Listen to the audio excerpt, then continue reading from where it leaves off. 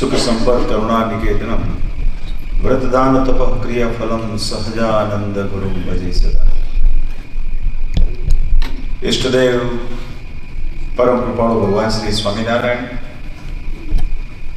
स्वामीनारायण सत्संग मंडल बाल्टीमोर द्वारा आयोजित આજની આ સત્સંગની દિવ્ય સભા અને સભામાં ઉપસ્થિત છેલ્લા ઘણા બધા વર્ષોથી અમેરિકાની ધરતી ઉપર વડતાલ શ્રી લક્ષ્મીનારાયણ દેવ ગાદીનો સત્સંગ જેમણે દ્રઢ કરાવ્યો છે, ખૂબ વિદ્વાન છે અને સંપ્રદાયની જે અસલ રીત છે એ પ્રમાણે અહર્નિશ વિચરણ કરે છે. North east south waste everywhere અમેરિકાના તમામ વિસ્તારોની અંદર સમગ્ર વર્ષ દરમિયાન પોતે વિચરણ કરીને સત્સંગ કરાવે છે. એવા મારા ખૂબ સ્નેહી વિદ્વાન શાસ્ત્રી સ્વામી શ્રી રામદાસજી સ્વામી ઉપસ્થિત છે.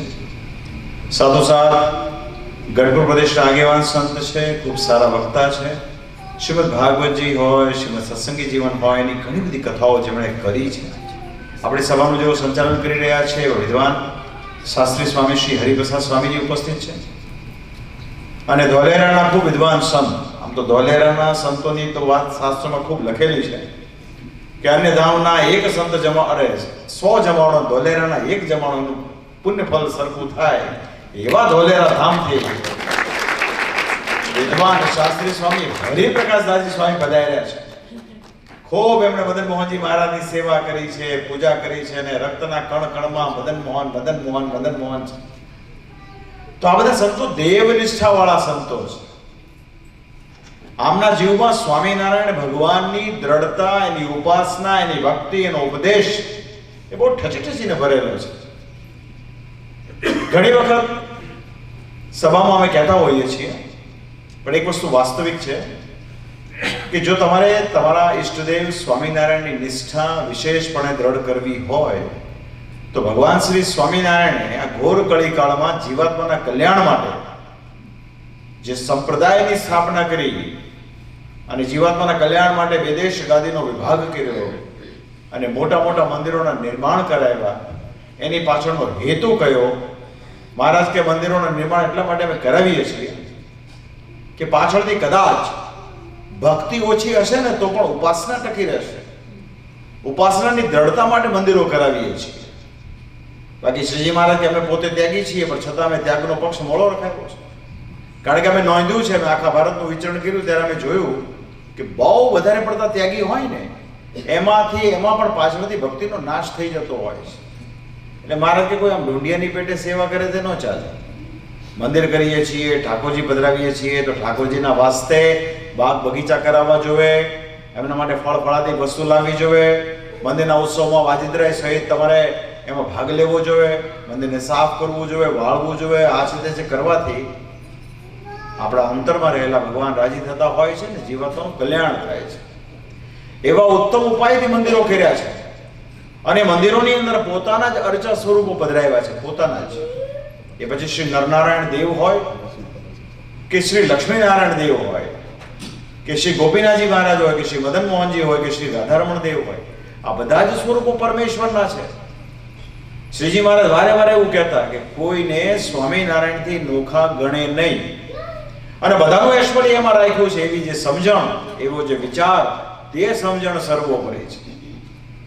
પણ જ્યારે આપણે આપણા ઈષ્ટદેવથી નોખા સમજીએ છીએ ત્યારે સમજણની અંદર ભેદ પડતો હોય છે. ત્યારે ધામ અને ધામી, અવતાર અને અવતારી આદિ ભેદો થતા હોય છે.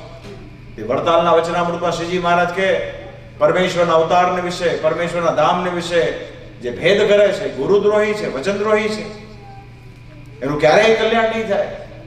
માટે સ્વામિનારાયણ સંપ્રદાયનો જે આશ્રિત હોય એણે પોતાના ઈષ્ટદેવની ખુમારી અને એની દ્રઢતા કેળવી હોય તો એણે શ્રીજી મહારાજે પધરાવેલા દેવની નિષ્ઠા રાખવી જોઈશે. જેનામાં શ્રી હરિ દ્વારા સ્થાપિત દેવોની નિષ્ઠા નથી એનામાં સ્વામિનારાયણની નિષ્ઠા થવી શક્ય પણ નથી. કારણ કે ભગવાન સ્વામિનારાયણ અતિ કરુણા કરીને મંદિરોની અંદર દેવ પધરાવ્યા છે. તો માટે વાલા ભક્તજનો, આવાથી ઘણા બધા મોટા ભાગના સત્સંગીઓ હશો અને જે લોકો કદાચ ગુણભાવી હોય, ભક્ત હોય, એમને જાણ માટે કે આ બધા જ મંદિરો સ્વામિનારાયણ ભગવાને પોતાના સમકાલીન સમયમાં સ્વયં બનાવ્યા છે. પ્રથમ મંદિર અમદાવાદ વિશે કાલુપુરમાં શ્રી નરનારાયણ દેવનું બનાવ્યું કે મહારાજે સ્વયં જાતે મૂર્તિને બાથમાં લઈ પધરાવી એની છાતીમાં અંગૂઠો દબાવીને વચન આપ્યું છે. તત્પશ્ચાત ભુજનગરને વિષય પર શ્રી નારાયણ દેવ પધરાવ્યા, અને ત્યારબાદ વડતાલની અંદર ભગવાન શ્રી હરિએ પોતાના ભક્તોનું શ્રેય થાય, કેમ કે ગુરુ પાસેથી વરદાન માંગેલું છે કે તમારો આશ્રિત અન્ન વસ્ત્ર ને આબરૂથી દુઃખી ન થવો જોઈએ, અને એટલા માટે શ્રી હરિએ વૈકુંઠમાં જે સાક્ષાત લક્ષ્મીનારાયણ છે તે જ લક્ષ્મીનારાયણ વડતાલ મંદિરમાં શ્રી હરિએ સ્વયં પધરાવ્યા છે. અને એનો મહિમા કીધો છે કે અમે પધરાવેલા લક્ષ્મીનારાયણ દેવના જે કોઈ દર્શન કરશે નિર્દોષતાપૂર્વક અને જે કઈ પ્રાર્થના કરશે એ આ લક્ષ્મીનારાયણ દેવમાં રહી અમોય ભક્તની ભાવના પૂર્ણ કરશે. તો એ લક્ષ્મીનારાયણ દેવને પધરાવ્યા, એને 200 વર્ષ પૂરા થયા. ગયા વર્ષે કાર્તિકી સમયમાં એ લક્ષ્મીનારાયણ દેવનો ધામધૂમથી આપણે ઉત્સવ મનાવ્યો, આપ સૌ માણ્યો, જોયો. એનાથી ભક્તોના હૃદયમાં ખૂબ મહિમા વધ્યો છે. ખાસ કરીને મૂળ સંપ્રદાયની વાત થાય છે, કેમ કે સ્વામિનારાયણ સંપ્રદાય તો અત્યારે આખા વિશ્વના ફલક પર ખૂબ વ્યાપી ગયો છે. સૌ પોતાને સ્વામિનારાયણ ગણાવે છે. હવે તો સ્વામિનારાયણ નક્કી કરવાનું કે આમાં અમારો કોણ છે. આમાં છે સૌ પોતાને સુમાર્ગે માનતા હોય છે. સૌને એમ હું જ રાજા છું. શ્રીજી મહારાજ કે કોઈ પોતાના મનમાં પોતાને રાજા સમજે એમ તો કઈ રાજા થવાય નહીં. ખ્યાલ આવ્યો ને? ઘણા વર્ષો સુધી આમ આકર્ષિત થયા હોય કોઈ મેજર જનરલના પાત્રથી, એને પોતે દિવસ રાત મેજર જનરલની યુનિફોર્મ ને વર્દી પહેરીને ફેર્યા કરે, એનાથી કઈ મેજર જનરલ થાય નહીં. મહારાજ કે ભગવાનને ભજી ભજીને ઘણા ભગવાન જેવા થાય. જેવા એટલે એની જેવા થોડા ઘણા થાય, દેખાય, પણ ભગવાન થવા કોઈ સમર્થ નથી. ભાઈ આજકાલ સેલિબ્રિટીઓમાં ઘણી બધી હોય ને સેલિબ્રિટીઓ, કોઈ ક્રિકેટર હોય, ને તો આપણે મોદી સાહેબની વાત કરીએ, ઘણા મોદી સાહેબ જેવા દેખાતા હોય, પછી થોડો ઘણો ફેરફાર કરીને એની જેવા દેખાઈને થોડું ઘણું સન્માન પ્રાપ્ત કરી લે, જે કઈ હોય કરી લે. પણ એટલું યાદ રાખવાનું કે એનાથી નોટબંધી ન થાય. એ તો જે બેઠા છે ને એનાથી થાય. એમ અનંત કોટી બ્રહ્માંડના ધણી પુરુષોત્તમ નારાયણ જેવું બહુ ભજન કરીને અથવા તો બહુ એમાંથી શીખીને અથવા તો સત્સંગના શાસ્ત્રોમાંથી દેખીને અથવા તો પોતાના ચેલા ચપાટાઓ પાસેથી પોતાની જાતને મોટા પ્રગટ બ્રહ્મ બતાવી દો, ફરાણા બતાવી દો, બ્રહ્મનિષ્ઠ બતાવી દો, એ પોતાના મનમાં માનો, બાકી એનાથી કઈ થાય નહીં. આ વાત સમજવા જેવી છે. માટે ભજીને ભગવાનને ભજવાની વાત છે. અને મૂળ સંપ્રદાય એટલે વારે વારે કહીએ છીએ કે સ્વામિનારાયણ ભગવાને પોતાના પરમહંસોની સાથે લાવીને જે માન પાન અપમાન સહન કરીને આ સંપ્રદાય સ્થાપ્યો છે. તો માટે આમાં ભલા થઈ બહુ નિર્દોષતાપૂર્વક ભજન કરવાની જરૂરત છે. બંને દેશ ગાદીમાં એકમાત્ર વડતાલ ગાદી છે ને, એ સૌથી મોટી ગાદી છે. અને સ્વામિનારાયણ સંપ્રદાયનું સર્વોચ્ચ તીર્થધામ કોઈ હોય ને માત્ર ને માત્ર વડતાલ ધામ છે. કેમ કે શિક્ષાપત્રી વડતાલમાં લખી, આચાર્ય સ્થાપન વડતાલમાં કર્યું, ગોમતીજી પધરાવી, અને ત્યાર પછી પોતાનું સ્વસ્વરૂપ હરિકૃષ્ણ મહારાજનું વડતાલમાં મહારાજે પધરાવ્યું. આજ્ઞા અને ઉપાસના બંને બાબતોના દર્શન વડતાલમાં થાય. આજ્ઞા શિક્ષાપત્રી, ઉપાસના હરિકૃષ્ણ મહારાજ. આમાં બહુ રોકેટ સાયન્સ છે નહીં. આપણામાં એવી બુદ્ધિ ખરી કે આપણે શિક્ષાપત્રી પર પીએચડી કરી શકીએ કે એમાં કઈ ડાપણ કરી શકીએ? સદગુરુ મુક્તાનંદ સ્વામીની આરતીમાં ફેરફાર આપણે કરીએ અને આપણે આપણી જાતને સ્વામિનારાયણને ગણાવીએ, એ તો મનને છેતરવાની વાત થઈ. આખા જગતને છેતરી શકો, આત્માને છેતરવું બહુ કઠણ છે. અને છતાં જે આત્માને છેતરી જાય એને તો પછી કોઈ કોણ પહોંચે એને? તો વાલા ભક્તજનો, ઈશ્વરનો આ એક સંદેશ છે, ભગવાનને રાજી કરવા માટેની આ વાત છે. તો બંને ઉત્સવ થશે. આચાર્ય પદ શ્રી હરિએ પધરાવ્યું છે, એની પાછળનો હેતુ એવો છે ટૂંકમાં કે જે સંપ્રદાયનો અર્થ થાય ગુરુ પરંપરા, જેના સ્થાપકે જે સંપ્રદાયની સ્થાપના કરી હોય એ યાવત ચંદ્ર દિવાકરો સુધી એ પરંપરા કાયમ રહેતી હોય છે. બાકી કોઈ વ્યક્તિએ કોઈ એક પંથ શરૂ કર્યો હોય ને, પંથ કહેવાય. વ્યક્તિ વયા ગયા પછી પંથ પણ કાળક્રમે નાશ થઈ જતો હોય છે. તો આ સંપ્રદાયના પ્રવર્તક, ઉદ્ધવ સંપ્રદાયના પ્રવર્તક એ સહજાનંદ સ્વામી છે. એમણે આ સંપ્રદાય પ્રવર્તાવ્યો છે, પોતે બ્રાહ્મણ કુળમાં જન્મ્યા છે. અને જે સંપ્રદાયની અંદર ગુરુ મંત્ર અપાતો હોય, જેની અંદર મંત્રનું પ્રાવધાન હોય, એને જ વૈદિક કહેવાય. તો વૈદિક સંપ્રદાયની સ્થાપનાના હેતુથી શ્રી હરિ આ વખતે બ્રાહ્મણ કુળમાં જન્મ્યા છે.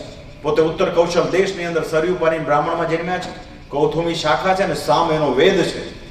અને એ જ સ્વામિનારાયણ ભગવાને, પોતે તો નૈષ્ઠિક બ્રહ્મચારી છે, પણ એ જ સ્વામિનારાયણ ભગવાને સંપ્રદાયના હિત માટે સંતોની લાગણીને ધ્યાનમાં રાખી પોતાના કુળમાં 2 આચાર્ય સ્થાપ્યા છે અને 2 ગાદીની સ્થાપના કરી. હિન્દુસ્તાનના નકશાને દ્વારકાથી કલકત્તા સુધી આડી કાલ્પનિક રેખા ખેર કરી, ઉપર ઉત્તર નીચે દક્ષિણ 2 વિભાગ કરી પોતાના 2 ભત્રીજાઓને ગાદી સ્થાપ્યા છે.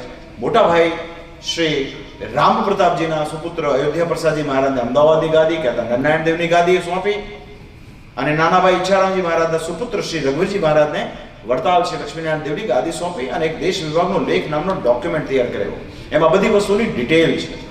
આનો બહુ મહિમા છે. આચાર્ય ગ્રહસ્થ છે અને કુળના છે એટલે એનો મહિમા અપરંપાર હોય. એટલે આચાર્ય ગ્રહસ્થ હોવાના કારણે આચાર્યના જે ધર્મપત્ની હોય એ બહેનો વિભાગને મંત્ર આપી છે. આ શ્રીજી મહારાજની મુખ્ય વાત. કેમ કે કળિયુગની અંદર પુરુષ જો સ્ત્રીને મંત્ર આપે તો ઘણા અનર્થો સર્જાય. એટલે સ્વામિનારાયણ સંપ્રદાયની અંદર મૂળ વાત છે. હા, આમાંથી જેણે દેશી કાઢી છે, દેશી એટલે નકલ જેણે કરી છે, એ બધા સાધુ સંતો દ્વારા પ્રવર્તિત કહેવાતા જે છે એમાં બહેનોને મંત્ર કોણ આપતું હશે એ એક મોટો પ્રશ્ન છે. તો શું બહેનોને મંત્ર લેવાનો અધિકાર નથી કે એમણે ભગવાનને ભજવાનો અધિકાર નથી? તો આવી બધી બાબતોથી પ્રશ્નો ઉપસ્થિત થાય. એટલે મૂળ સંપ્રદાયની અંદર આ બધી વાતો છે. એટલે આચાર્ય સ્થાપન એટલા માટે છે. આચાર્ય છે પુરુષોને ગુરુમંત્ર આપતા હોય છે અને આચાર્યના ધર્મપતિ બહેનો વિભાગને આપતા હોય છે. અને આ ગુરુમંત્રના જપ વડે કરીને અંતર કમળમાં પરમેશ્વરનું દર્શન કરવું હોય તો આ મંત્ર વડે કરીને થાય.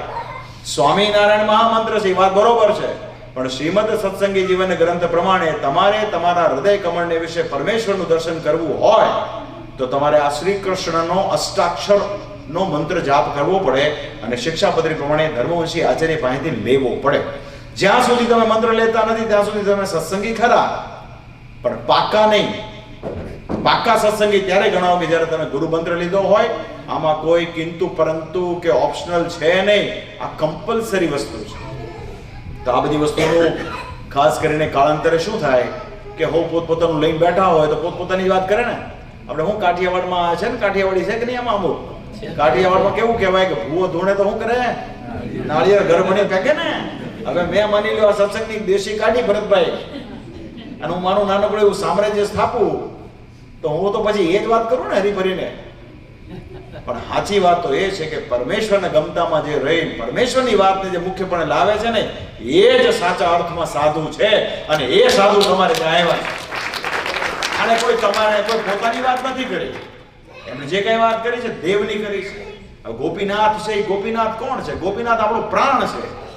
આપણને ગોપીનાથમાં લગાર માત્ર જો કઈ ઓગણીસ થાય તો સમજવાનું કે આપણે સ્વામિનારાયણને ઘણું છેટું થઈ જાય. કેમ કે સ્વામિનારાયણ ભગવાન ગઢપુર દાદા બાપુના દરબારમાં વર્ષો સુધી રહ્યા. ગઢપુરે પોતાનું ઘર માન્યું અને ગોપીનાથજી મહારાજની મૂર્તિ છે એ મહારાજની મૂર્તિના સપ્રમાણ મૂર્તિ છે. અને તસુ માપલીને બનાવેલી મૂર્તિ. તો આ બધી બહુ અતિશય મહિમાવાળી વાતો છે. વડતાલની અંદર જે લક્ષ્મીનારાયણ દેવ છે સ્વયંભૂ ઉત્પન્ન થયેલા છે. એનો જબરદસ્ત ઇતિહાસ છે. તો જે લોકો સ્વામિનારાયણ સંપ્રદાયના અનુયાયી હોય એને આનું લક્ષ્ય રાખવું જોઈએ, આનો વિચાર કરવો જોઈએ. બસ એ હેતુથી આવ્યા છીએ. આજે બાલ્ટીમોર મેરીલેન્ડમાં આવ્યા. મુકેશભાઈ બધા બેઠા છે. અમારા ચિરાગભાઈ થોડા નાદુરસ્ત તબિયત હોવાના કારણે હાજર નથી રહી શક્યા. બીજા બધા ભક્તો બી ગયા વર્ષે એમને ત્યાં સભા રાખી હતી. એની પૂર્વે પણ એક હોલની અંદર સભા રાખી હતી. બધા લગભગ જોવું બધા મુંડી હલાવે છે, બધા એ વાતને એક્સેપ્ટ કરે છે. તો તમારો પ્રેમ, તમારી ભાવના, એની શ્રદ્ધાને અમે ખૂબ ખૂબ ધન્યવાદ આપીએ છીએ. અમારું એકમાત્ર લક્ષ્ય એક જ છે, અમને અમારા સ્વયં પ્રકાશમાન થવાની કે ઉપસવાની અમારે કોઈ કામના નથી. અમારા હૃદયમાં એવો ભાવ કે તમે જો સ્વામિનારાયણ આશ્રિત હો તો સ્વામિનારાયણ ભગવાને જે સત્સંગની રીત પ્રમાણે કહ્યું છે તે પ્રમાણે વર્તો. એના થકી કદાચ થોડુંક ભજન કરશો ને તો પણ યાદ રાખજો કે એ ભજન સીધું પરમેશ્વરની દ્રષ્ટિમાં આવ્યા વગર રહેશે નહીં. બાકી જીવ છે ને બહુ ડાપણીઓ હોય છે. શ્રીજી મહારાજ કે જીવને પોતાના ડાપણનું બહુ માન હોય, અતિશય માન હોય. એ પાછો હારાની ખોટ કાઢે એવો હોય, પરમેશ્વરની ખોટ કાઢે એવો હોય કે આ તમે ઠીક કરતા નથી. અમે સ્વામિનારાયણ તમને માનીએ છીએ, આ ગોપીનાથ હારે અમારે કઈ લેવા દેવા નહીં. અમારે મદન મોહનથી શું લેવા દેવા છે કે અમારે લક્ષ્મીનારાયણ? અમે તો જો ભાઈ અમે તમને માનીએ. આવા જે અખ્તર ડાયા હોય છે ને એ શ્રીજી મહારાજના ગમતામાં હોતા નથી. કારણ કે શ્રીજી મહારાજે વચનામૃતમાં કીધું એ લગભગ મધ્યનું 53મું કેવું વચનામૃત છે, બહુ સ્પષ્ટ વચનામૃત છે. એની અંદર શ્રીજી મહારાજે વાત કરી કે પરમેશ્વરનો ઉપદેશનો, એના ચરિત્રનો અને એના વિચારનો જે ખંડન કરીને પોતાની રીત કહે છે ને એ અધર્મી છે, એ વિમુખ છે અને મૂર્ખનો રાજા છે. કેમ કે જીવ છે એને ખબર નથી પોતાની કેપેસિટી કેટલી છે. એ જીવ કાળો છે, લાંબો છે, ટૂંકો છે, ધોળો છે, એને એની નથી ખબર. હમણાં એ જીવનો શું થશે એનો એને ખ્યાલ નથી, પણ એ ભગવાનની ખોટ કાઢે છે. ભગવાન એટલે કોણ? તો કે અનંત કોટી બ્રહ્માંડના આધાર. હવે એ બ્રહ્માંડે જીવન ઈશ્વરને તો છે ને જેમ હથેળીમાં જળનું ટીપું હોય ને એમ દેખે છે, અને છતાં એ એમ અડાપણ કરે છે. તો બસ સારો હરિભગત, બુદ્ધિશાળી હરિભગત, પારમાર્થિક હરિભગત, મોક્ષાર્થી હરિભગત એને જ કહેવાય કે જે શ્રી શિક્ષાપત્રી પ્રમાણે પોતાનું જીવન જીવવાનો પ્રયાસ કરે. અને એમ કરતા થકા એનામાં કદાચ નાની મોટી કઈ ભૂલ થઈ ગઈ હશે ને તો સ્વામિનારાયણ ભગવાન ભક્તવત્સલ છે, માફ કરે એવા છે. તો આ બે વસ્તુ છે આ વર્ષે. તો ખાસ આપ સૌ શિક્ષાપત્રીનું વાંચન કરજો. આજે એકાદશીનો દિવસ છે. આજનું એક વચનામૃત છે ગરડા અંત્યનું પહેલું, એમાં શિક્ષાપત્રીનો શ્રીજી મહારાજે ઉલ્લેખ કર્યો છે. શ્રીજી મહારાજે કીધું કે અમે જે શિક્ષાપત્રી લખી છે એનો તમામ ભક્તોએ નિત્ય પાઠ કરવો. જે પાઠ કરી શકે એવા ન હોય એને શ્રવણ કરવું, અને જેને શ્રવણ કરવાનો પણ યોગ ન થાય એને નિત્ય પ્રત્યેની પૂજા કરવી. આ વાણી રૂપી છે ને અમારું સ્વરૂપ છે. આ આજ્ઞા શ્રીજી મહારાજે આજના જ દિવસે કરેલી છે, 199 વર્ષ પહેલા. વૈશાખ વદી એકાદશીનો દિવસ, આજે એકાદશીનો દિવસ છે.